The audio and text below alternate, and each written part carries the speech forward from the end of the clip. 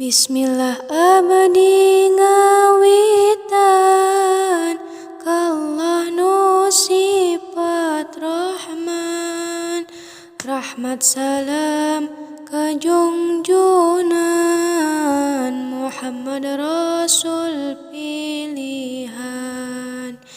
Waktos Nabi diisrokeun neraka diunggalikeun, ninggal seueur pisan istri nu disiksa rupi-rupi.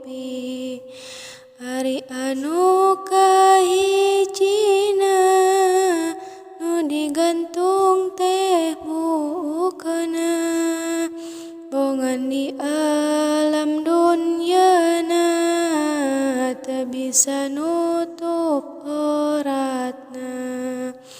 Ari anu kaduana digantung sareng letahna, nganyerikeun salakina ku omong sareng ucapna. Ari anu katiluna ditalian dua susuna, bongan nyusul lain anakna teu saijin salakina. Ari anu kaopatna ditalian dua sukuna, bongan kaluar imana teu saijin salakina. Ari anu kalimana ngadahar awak manehna, bongan waktu baheulana waktu di alam dunyana, ngagelis awak manehna ditempo lain muhrimna, sabab sok ngomongkeun batur, ngomong-ngomong ai batur. Ari anu kagenepna motongan awak manehna,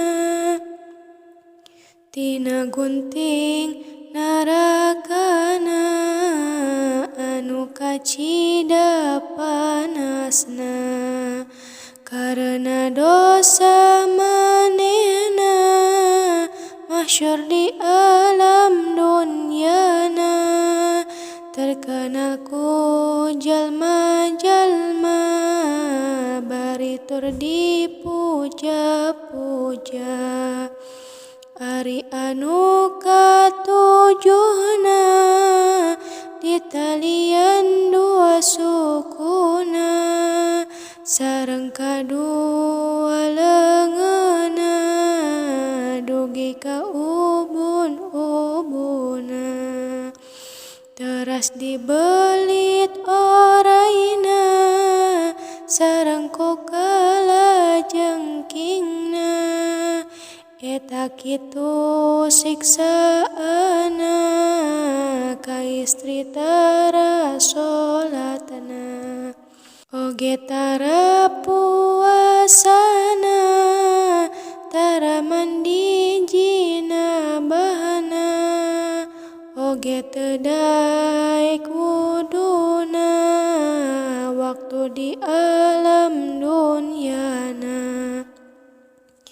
Ari anu kadalapan beungeutna teh siga bagong, awakna siga keledai, eta kitu siksaana.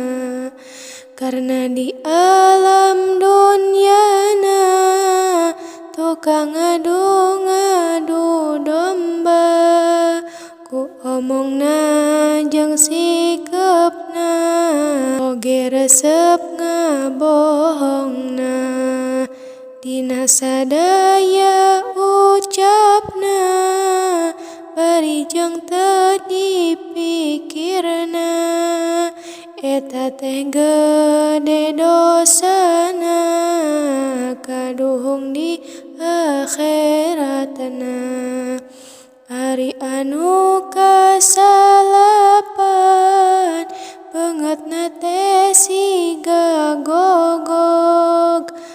tukang fitnah, tukang ngambek, anu jadi salakina. Padahal eta dosana kacida pisan gedena, maka urang sing paurna kana siksa pangerana. Ari anu kasapuluh bangetna teh siga gogog, seuneu asup Nabi wirna kaluar tina duburna. Eta kitu siksaana kanu sok ngungkit-ngungkitna, pamere ti salakina teu pisan ditarimana. Dengki sareng iri hatena teu taat ka salakina. Eta kitu di dunyana, maka urang sing sieuna.